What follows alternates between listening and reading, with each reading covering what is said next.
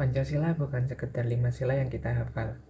Ia lahir dari proses perjalanan panjang, serta rasa semangat dari para tokoh pendiri bangsa untuk menyatukan bangsa Indonesia dari perbedaan bahasa, budaya, suku, serta agama. Pada tahun 1945, para tokoh pendiri bangsa, yakni Soekarno, Muhammad Hatta, dan pemuda lainnya berkumpul pada sidang BPUPKI untuk merumuskan dasar negara. Mereka berasal dari berbagai daerah dan pandangan yang berbeda-beda pula. Namun justru dari perbedaan inilah suatu kekuatan besar dapat diciptakan.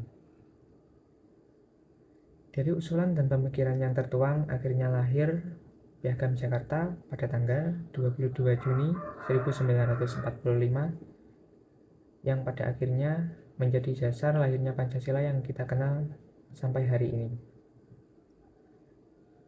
Yang menarik dari proses tersebut, yakni rasa persatuan dan kesatuan yang luar biasa ditunjukkan. Mereka berdialog, berkompromi, dan menaruh kepentingan bangsa di atas kepentingan pribadi maupun golongan. Nilai-nilai musyawarah, toleransi, gotong royong sangat nampak pada proses tersebut. Para pendiri bangsa meyakini bahwa kemerdekaan bukanlah berarti apa-apa tanpa persatuan dan kesatuan. Itulah makna sejati dari Pancasila, sila ketiga yakni persatuan Indonesia, dan sila keempat yakni kerakyatan yang dipimpin oleh hikmat kebijaksanaan dalam permusyawaratan perwakilan.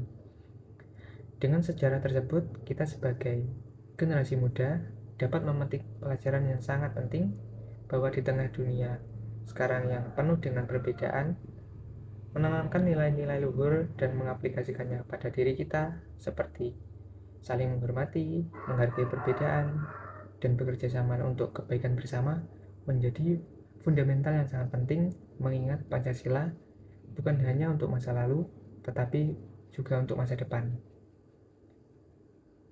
Selama nilai-nilai luhur Pancasila tetap hidup di hati kita, maka bangsa Indonesia akan menjadi bangsa yang hebat, kuat, dan bermartabat.